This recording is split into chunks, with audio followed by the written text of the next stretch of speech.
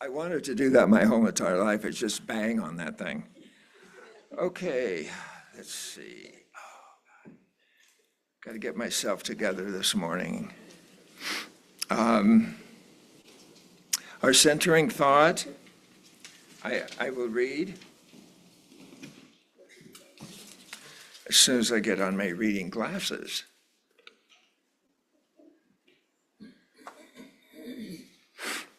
Ouch. Centering thought, the imagination is the voice of the soul as it speaks from the heart. Okay, Karen. Good morning. I didn't quite make the bulletin deadline, so I'll announce my pieces. I'm playing two poems today because we're talking about poetry, and one is called The Scotch Poem. It's Opus 31, number 2 by Edward MacDowell, who is an American composer with Scottish roots. And this is the poem that he based it on. Far on Scotland's craggy shore, an old grey castle stands, braving the fierce North Sea, and from the rugged casement there peers a lovely face, a woman's, white with woe. She sweeps the harp strings sadly and sings a mournful strain. The wind plays through her tresses and carries the song amain.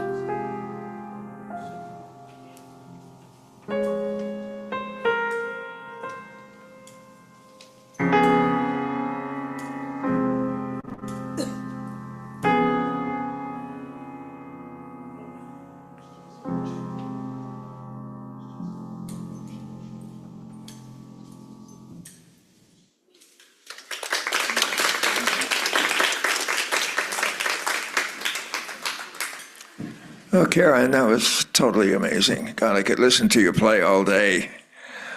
Okay.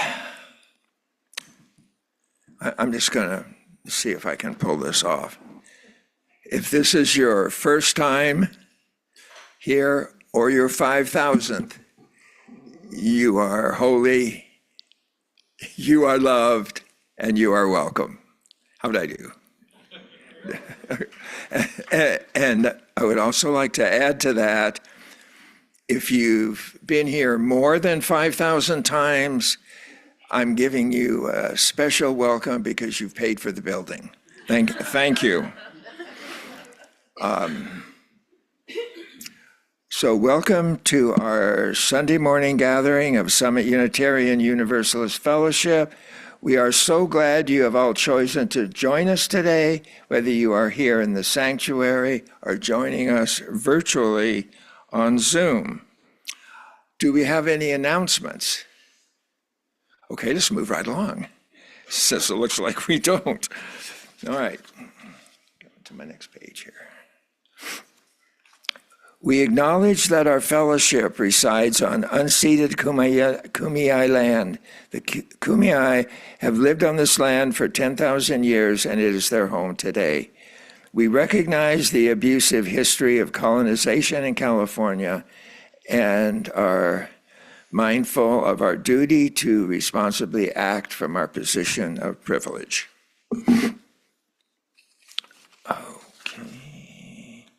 Joey, would you light the chalice while I read the chalice lighting? It is said that ministers are here to comfort the afflicted and afflict the comfortable. I say, we are all afflicted and we are all comfortable. May our time together this morning be a comfort and a confrontation. May we here find peace in times of tumult. May we here invite tumult into lives of peace. May we here find calm in times of restlessness. May we here allow restlessness to evolve into action. Let this be the place you consider what you've never considered. Let this be the place you imagine for yourself something new and unthinkable. May this hour bring dreams of new ways of being in the world. Come, let us worship together, by Sharon Wiley. Okay, will you all stand and join in the UU hymn?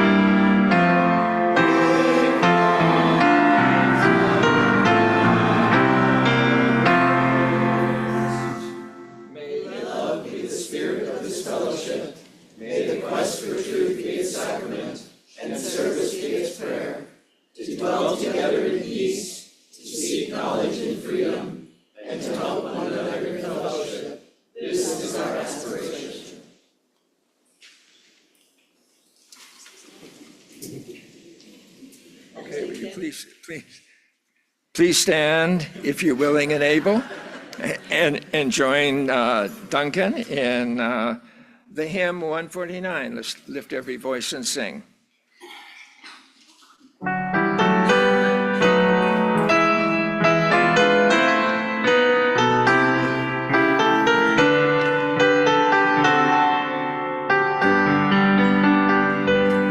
Lift every voice and sing till earth and heaven ring with the harmony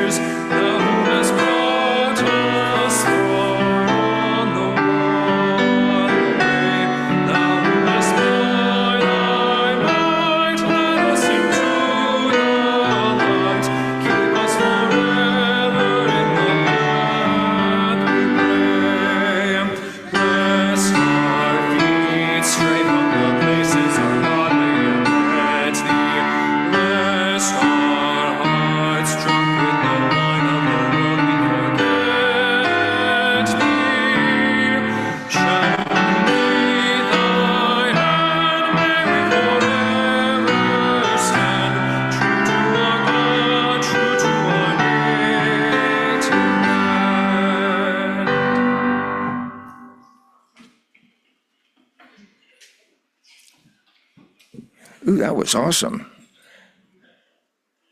I have to play musical glasses. Okay, before I introduce Margot, I forgot to introduce myself. My name is Tom Biggert, and I'm an 80-plus-year-old, handsome, amazing, and incredible person.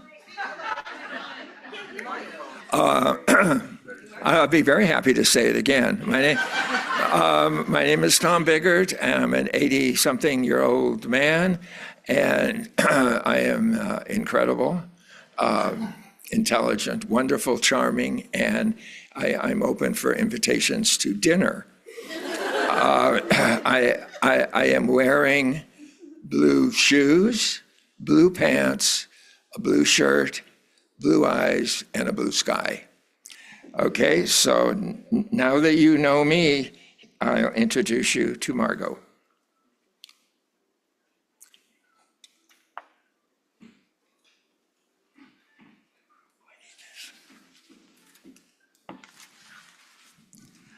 I am Margot Mariana, and many of you know who I am. My passion is poetry, and I don't need to say what I'm wearing or I just want to be focused on what I'm going to be sharing today, and something that speaks to us all, we hope. This is one of my favorite poets, Wendell Berry, the Irish poet, and he says, "How to be a poet, to remind myself," is the subtitle.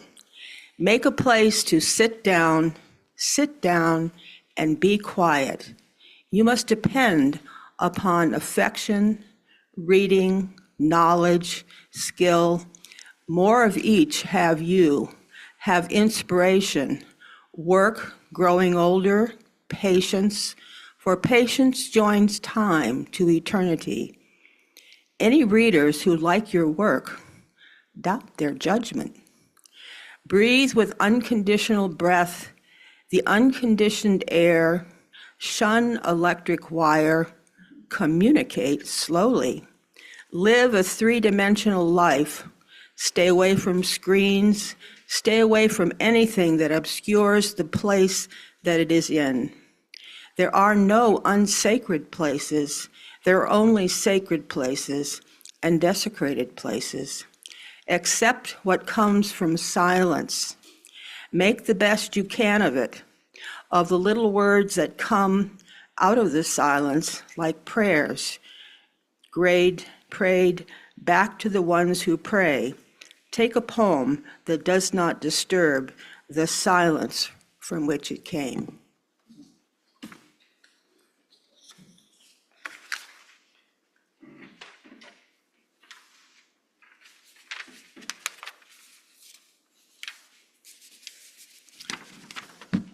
Okay, we have several joys and concerns today.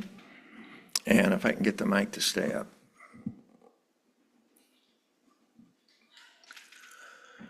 Okay. Switch glasses again. The first joy and concern is from Joanne Swanson, Cleveland Swanson, and she says, Darcy Skinner is still in rehab after having a major stroke. A birthday card is being passed around if you would like to sign it. Darcy is 88 today. Joanne and Ellen will deliver the card today. Thank you, Joanne. Thank you, Ellen. Mary Carter Vale has a joy. Mary's son, Colin Vale, graduated from Cal State Fullerton last week. All right. He has a BA in cinema and television arts. He now has a job working for a gaming company as a video production lead. All right. Very good for Colin. We want our kids to get out of school and get jobs, in case we have to come and live with them. I've already threatened my children. Okay, Aline has a concern, healing thoughts for Wendy going through chemo. And that's got to be rough. And I have concern, and a joy, Iris? Is it a joy too? I don't know which one. The one I'm sharing. Okay, well, we'll see. It's either a joy or a concern. At this time, her husband, Tony, is still at Grossmont Post-Acute Skilled Nursing Facility in La Mesa. Visitors are welcome. Call the facility first to make sure he is still there. Getting out Tuesday. Okay, he's getting out Tuesday, Iris says, so you better hurry up. His cell isn't working. His insurance authorized through May 19th. Well, Tuesday. He is improving, but still needs rehab. An extension through 5/26 is pending. If denied, he may be discharged over $400 a day retroactive back to 5/19 through date of discharge. We've been very frustrated with the poor communication of the facility's social worker and case manager. I have filed a report with the County of San Diego Long-Term Ombudsman Program. Please keep in heart and mind. Okay, thank you, Iris. Any update? I don't think, hopefully they won't charge, because it got approved through the 26th. Oh, okay, so hopefully there won't be additional charges for Iris. Okay, so those of you who have not written a joy or a concern, but if you have one and you're carrying it in your heart, we're all with you on that. So let's just have a little moment of meditation for that.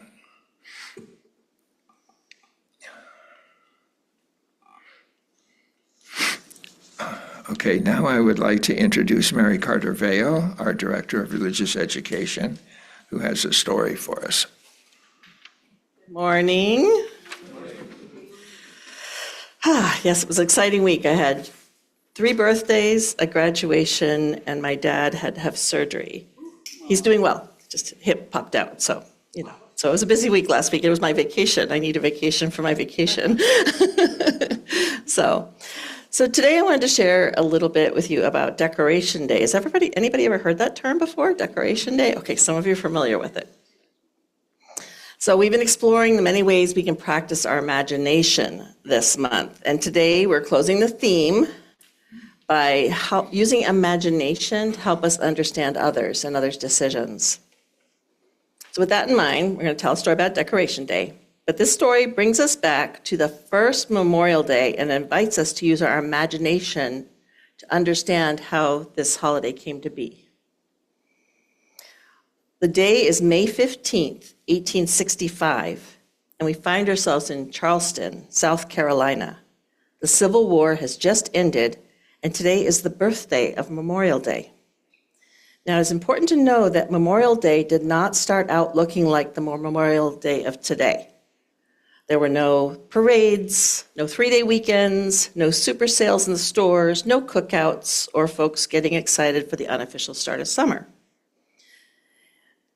May 5th, 1865 was the day there was no more than any other Friday. And on this particular Friday, the story goes that a group of ministers, teachers, newly freed slaves, and abolitionists felt called to show their gratitude to the Union soldiers who had fought and perished in the open-air Confederate prison. So this group of newly freed slaves began gathering things like flowers, made wreaths and flags,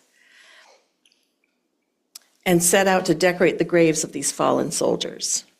The following year, they did the same, but with a larger group.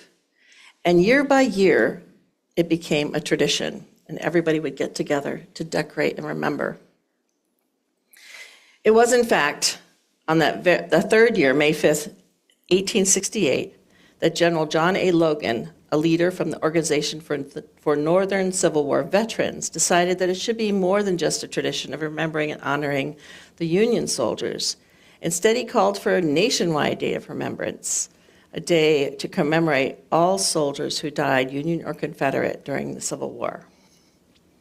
In a speech he made, he said, from now on the 30th of May, a date chosen because it wasn't the anniversary of any other battle, would be set aside for the purpose of placing flowers and decorating the graves of the comrades who had died in defense of our country during the late rebellion, and whose bodies now lie in almost every city, in almost every village, and every church and hamlet in the land. As a way of honoring the original tradition that had begun 3 years earlier, General Logan named the day Decoration Day. Following the First World War, the holiday was expanded to acknowledge the ultimate sacrifice of the soldiers in all wars. And at the end of World War II, the name Decoration Day had been unofficially placed with the name Memorial Day. The name was officially adopted in 1967, and an official national holiday was made in 1968, with the official date the last Monday in May. There's actually more information about how it was recognized after the First World War that was prepared by Joanna and is in the salon. So for those of you who remember her, this was something she'd prepared for us to use on this weekend in the salon. So I think this is such a special story to realize the history of this came from the people, came from our ancestors and the folks that were here on this land during that time of this, when the Civil War had ended, which was a horrible, horrible time for the country. So it was a way of bringing folks back together and remembering the sacrifices of many. So during dark times, I look towards the imagination of our ancestors and the imagination of our future ancestors as we find ways to celebrate the joy of community over the idea of destruction. So thank you for listening to the story and for learning a little bit more about Decoration Day.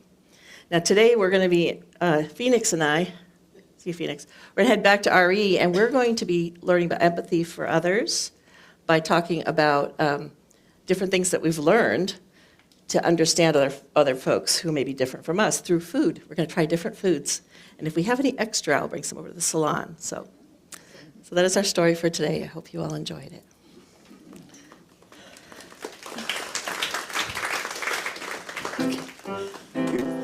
On each person is worthwhile.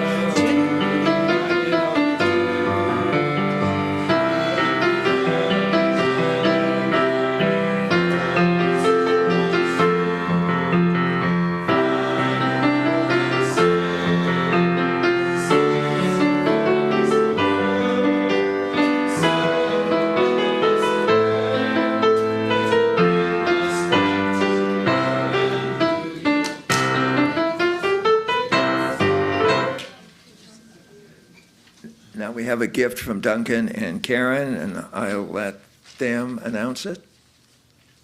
Thank you. Good morning, everybody. Oh, hello. I'm going to be singing a song by Benjamin Britten called The Sally Gardens. I chose it specifically for the poetry that was used in it, but I love how the text of the poetry and the vocal line and the poetry of the music and the piano accompaniment really interweave really well together, and it's a nice little duet between piano and voice, and I hope you all enjoy.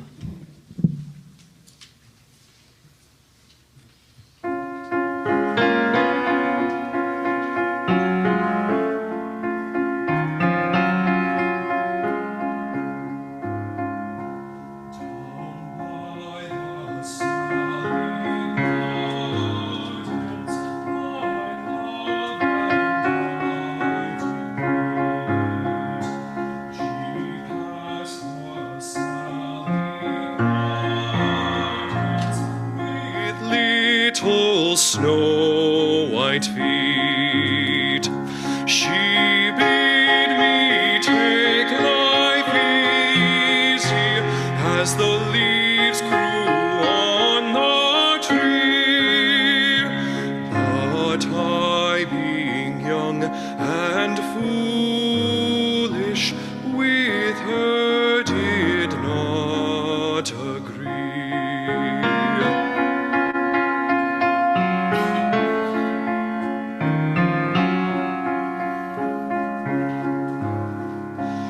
In a field by the river, my love and I did stand, and on my leaning shoulder she lay.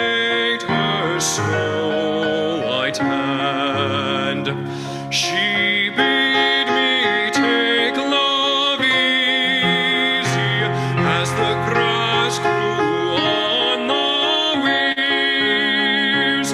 But I was young and foolish, and now am full of tears.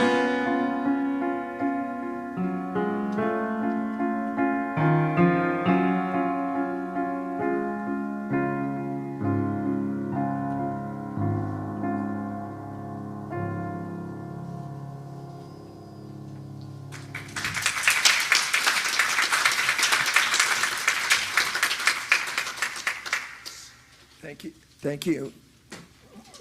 Thank you, Duncan and Karen, for the wonderful gift. It was beautiful. And now I'd like to introduce Margot for our meditation.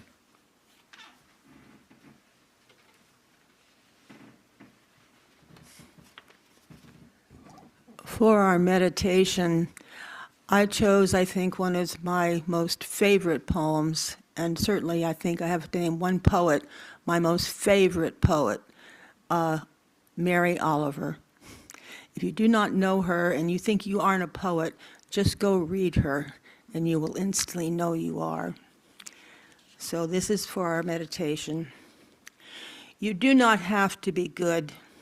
You do not have to walk on your knees for 100 miles through the desert repenting. You only have to let the soft animal of your body love what it loves. Tell me about despair, yours, and I will tell you mine. Meanwhile, the world goes on. Meanwhile, the sun and the clear pebbles of the rain are moving across the landscape, over the prairies and the deep trees, and the mountains and the rivers. Meanwhile, the wild geese, high in the clean blue air, are heading home again.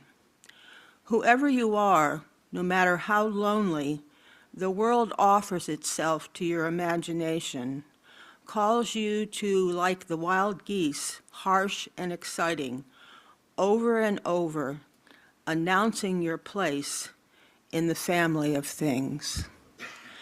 And just allow yourself now to close your eyes and just for a moment, take in your own sense of belonging. You are belonging as you allow and embody your own rhythms, your own natural moving and aspirations to change. As you go through your own migration on your journey to becoming, to know that you more fully belong to yourself and you are embodied and embraced in the grace of the family of all things.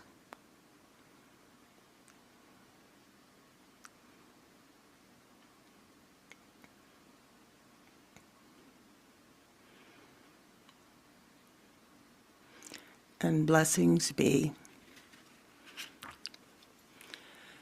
Today, it is my privilege to be a part of sharing with you the beauty and the bounty of poetry, and to diminish or maybe help you let go a little bit further of your ideas, I can never be a poet.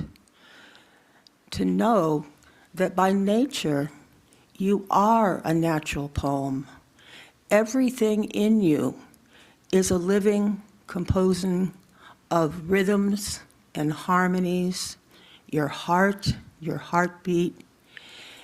You have in your brain a part of you that is your imagination living in your right brain. You have imagination. You have intuition. You have the beauty and bounty of knowing through your 5 senses, if you allow them to bring you into further union and communion with yourself, with nature, with all your fellow travelers as you journey through life. You can embody and embrace the word you are And today I have the privilege of being part of sharing and having others in this group, our poets with here, share how we've come to bring about our sharing and experiencing and the beauty of our own writing through working with these ideas, work with imagination, play with words.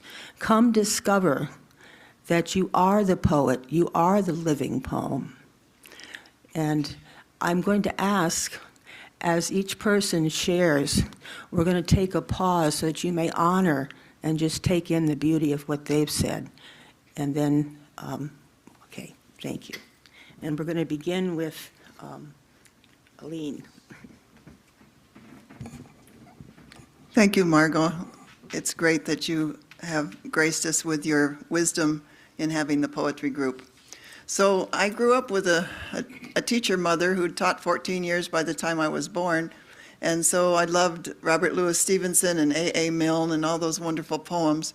And in about second grade, I was supposed to recite a poem. And I said, oh, I'm too nervous. I don't like to get up in front of people. And I was so shy that I hardly spoke. And Mother said, well, draw a picture and then write your poem on the back. And if you have to recite it, you can read it as you go because it's right behind the picture. So after our women's group meeting and we made dragons, I ended up making a poem. And so I have my sheet I can hide behind, no. And I can read you what I wrote about my dragon.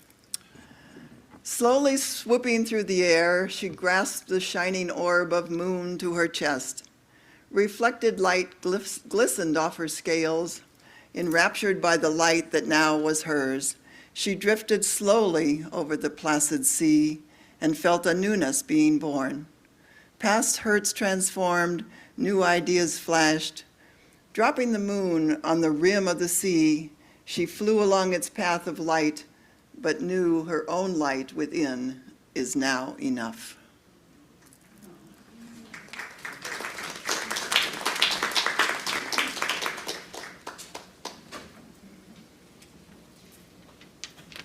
That was nice. A while back, I was going through some photographs, and I found a photograph of my mother, my sister, and myself. And like everyone, all of us, I miss my mother. She's been gone for a very long time now, but I still think of her all the time. And so the photograph got me thinking, and I wrote this poem about my mother. It's just called Mother. A skinny adolescent boy with a crew cut.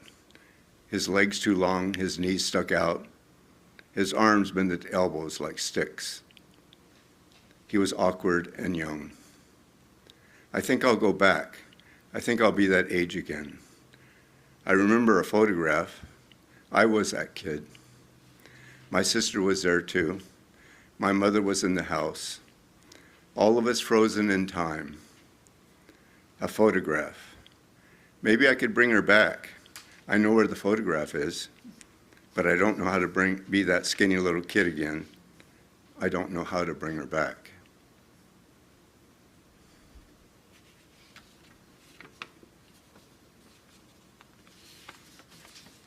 Thank you.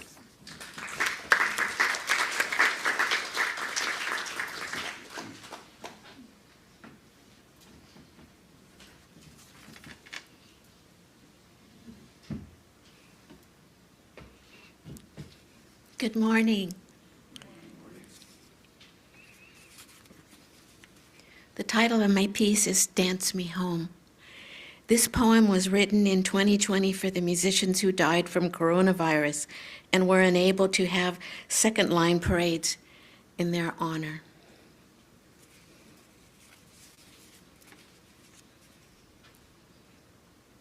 Dance me home. Blow those horns. Play the music that I love. Parade with me in the streets. Wave a white hanky. Cry because you'll miss me. I am off to see them, my beloveds who have passed before me. Celebrate, for I will hold him in my arms again, free of my earthly self, floating up towards the cosmos. We'll meet again, someday. Only time knows when. For now, dance me home, blow those horns, play those old songs that I loved. Thank you.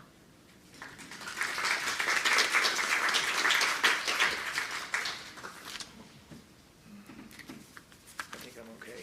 We'll see.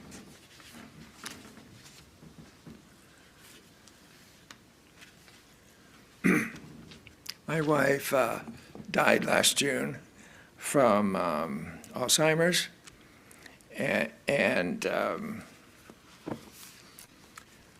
I started writing poetry shortly, maybe 6 months before she died, because I needed some way to get rid of the feelings of frustration and sadness that I was going through, and when I started writing, I found that it helped me get the emotion out, but it also, I don't know quite how to say this. All I can say is that it brought out the beauty in the relationship that we now had that was different from before she got sick. So it was just so beautiful for me. And then after she died, I just continued on because it was like so intense. It happened suddenly, and it was just so intense for me. And the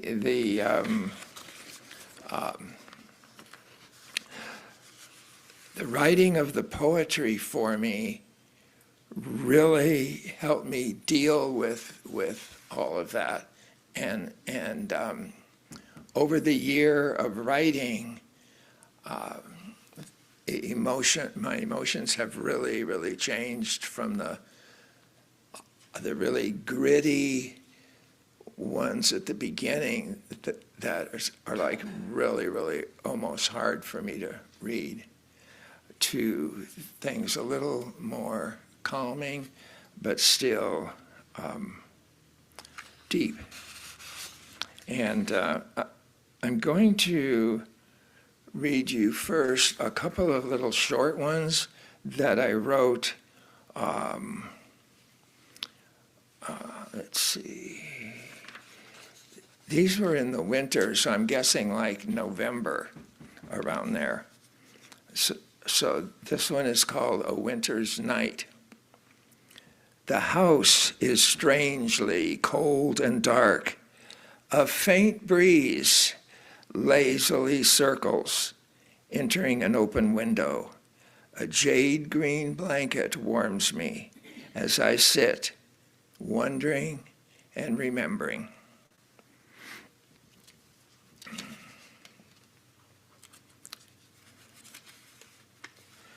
Okay, the other one was like, this next one is like at a similar time. I'm feeling sad and lonely, so I call your name out loud. But no one answers me, just a sweet, faint echo in my heart. And then this is one that I wrote recently. This is a more recent one. And let's see if I can get through this one. The chair came home with you after a day of garage sale shopping. Where will you put that? I said, irritated. Our home is already full of treasures you have found. You didn't answer, but put the tan and golden rocker near the glass doors, partially blocking the way into the kitchen. I grew to love its presence there, You would sit and rock with your coffee in the morning, gazing out at the beautiful day. Often you would sit there where we could visit while I was making meals for us to share.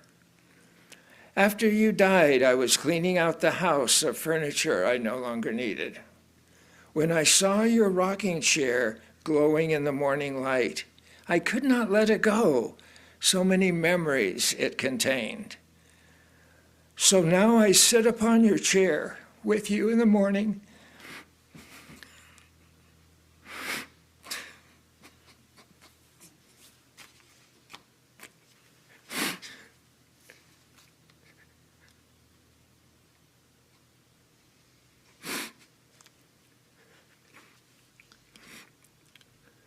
So now I sit upon your chair with you in the morning, sipping coffee steaming hot, gazing out upon our garden, a place where we can sit together, sharing stories and my thoughts.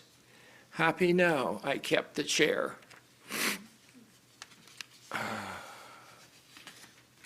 didn't know if I'd get through that or not, but I sort of did. I guess that counts. And then I have one more. So in Margot's poetry group, we had to write something where we had to imagine ourselves as something else. And I told myself I was not going to write about Neil because it was just, I would not get through the day. So I did one about my kiln, firing some pottery. It's called A Fire's Dilemma. My orange and red flames lick the sides of the golden brick kiln. I lovingly caress each ceramic piece, hoping I can bring them to their glorious perfection. Slowly and excitedly, I notice the copper in the glaze. He has used my favorite element in his work today. He must know how much I love to play with this. Is he teasing me or trying to outwit me? I can make this glaze a deep rusty red. This is what he wants, he wishes. Every time I do this, he jumps around and hollers. A rich speckled green he also likes. In the more subtle way, he smiles upon taking out a piece like this from the cooling kiln. What shall I do today? Okay, that's all I have to share. Thank you.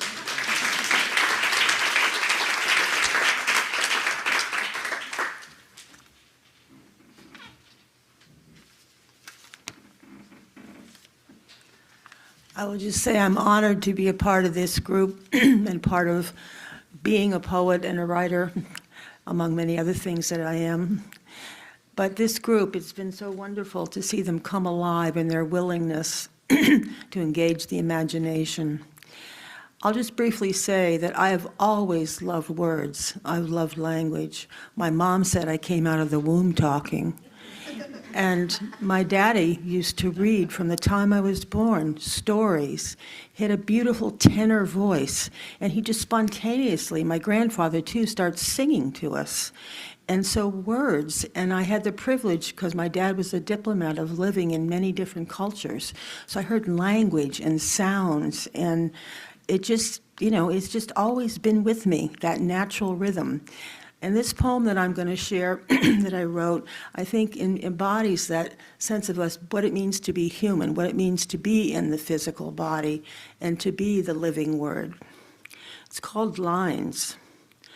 They come, these lines, gifts from the scribes of time. They come, first ripples in the fine placenta weave, the circles and folds that let us move, find our shapes, make a vessel for light to shine, and braid heaven into earth. Blue-green coils of veins routing luminous ways to pulse in our body home.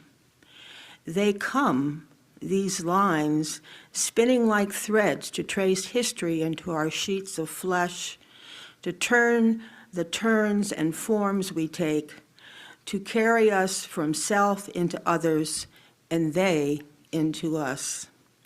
They come to soften a porcelain stare, smooth the jaw squared by angry words, help us wear the tributary of tears and lift the face to smile. They come to hold us, slow, into ways to greet ourselves arriving. And when, in our unfolding years, we shed the mesh of layers, become again the fine thread, they spin us in one grand spiral back to our return. Thank you.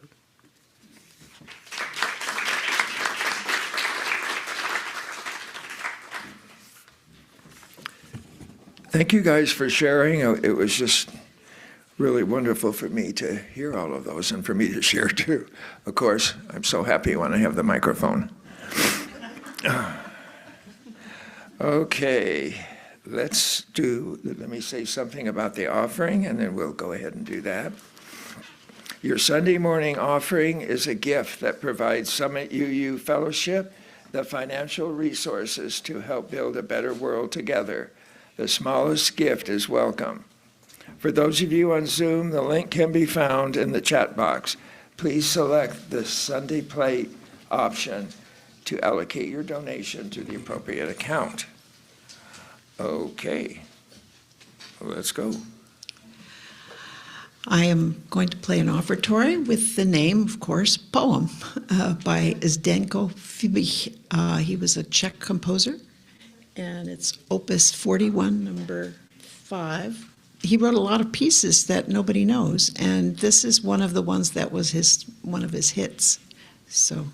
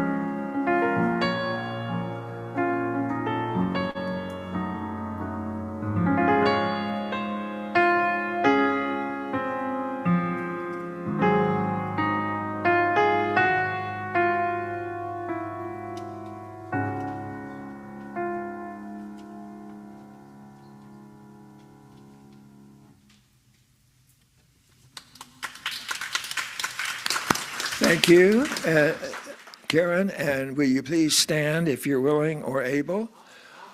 Yes.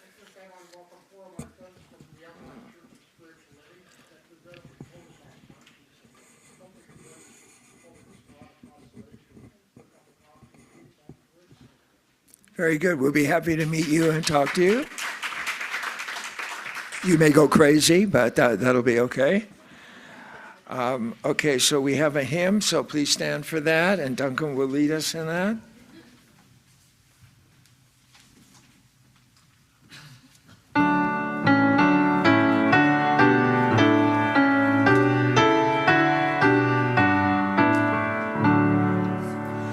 Blessed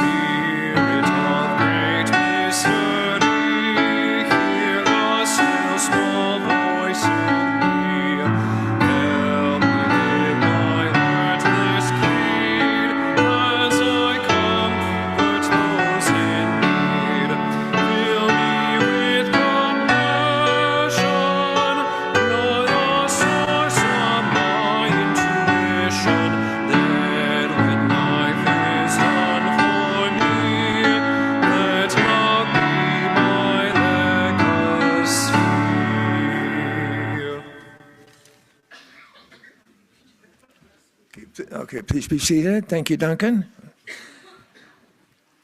Okay, closing words. Joey, would you extinguish the candle? Oh God, wrong glasses. You'll all be 80 sometime.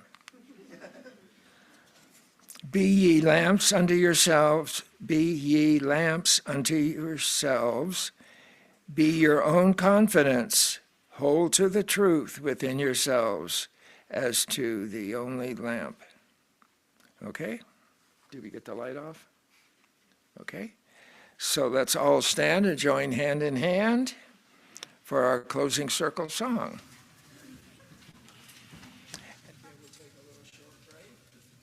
And have our whatever we have, community gathering.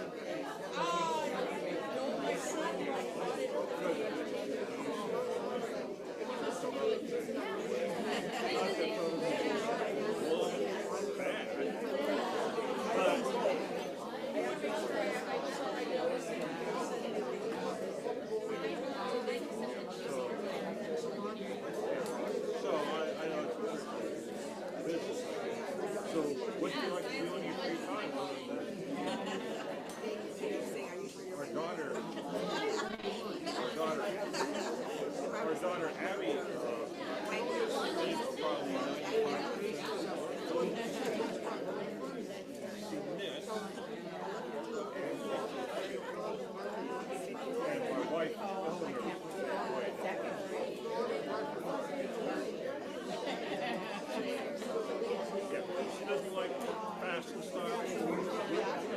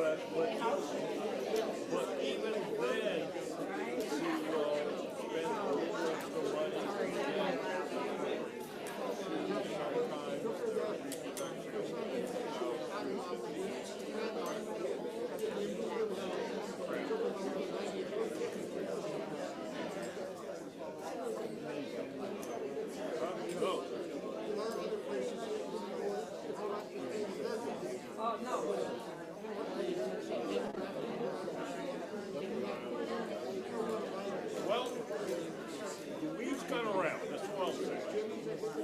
If you go to Northern California, up by Mount South, you'll come through a little.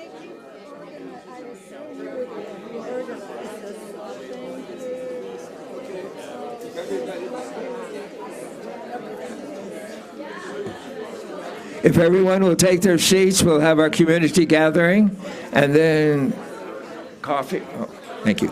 Coffee and frolic. Thank you, Marianne, for doing such a nice job in following directions.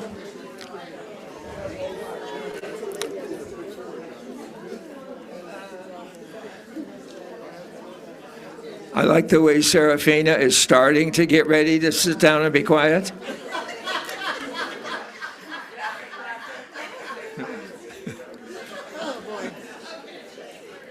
Okay. Thank you, Liz. Janet is ready, but she's not sitting quite yet. Okay. I see Barbara and Karen are almost in their seats. Okay, we're still waiting for a few people in the back to find their seats.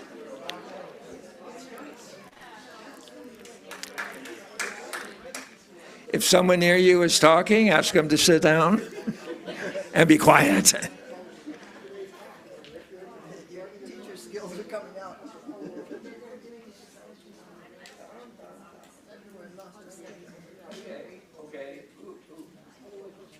Hello, hello. You got it. Okay. Anybody have any questions, any comments about the service this morning, about the wonderful poems we heard? Karen? Oh, wait. Do you want to take this around?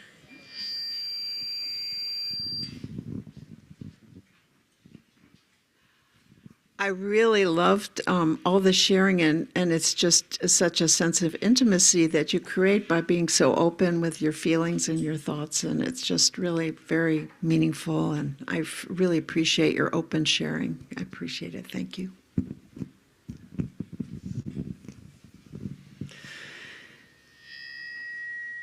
And there's something that gets to our hearts with poetry that is, I think there's just it's the best, like, sort of mainline vehicle. I was so moved today, and I want to say, Tom, to you, that the fact that you can read us these poems that, incorporate all your grieving, but you still came in here wearing a blue sky. Thank you. I would just like to comment on that it is, poetry is meant to open us up. And I say to Tom, never be ashamed. Your grieving and your willingness to be vulnerable to us is part of your poem. And I think his words and his presentation all presents that. It's like, it's okay. And we as a group, just love working with our imagination and going beyond what we think we can't do. And what naturally unfolded today was people decided to share poems, not only talked about their personal experience, but extended us into what it means to be human. That we all, the body likes to dress up like this, 10 fingers and 10 toes, shoulders and all the blue branches of morning and the black branches of night. Airy and shapeless thing, it could float, of course, but it would rather plumb muff matter. Mary Oliver. Mm-hmm. Thank you, Margaret. Anyone else have any comments? I'd just like to say one thing before I let you all go. It's just been poetry, and I don't know how to express this really, but it's a way to just things come out when you sit down to write, and things that some of them hurt, but that's okay. It's just that it's just so beautiful to be able to write something, and it's just a reflection of how you're feeling at the moment, and it's just wonderful. So thank you all for coming today, and let's go have some coffee. Does anybody have a bottle of tequila in their car? Thank you.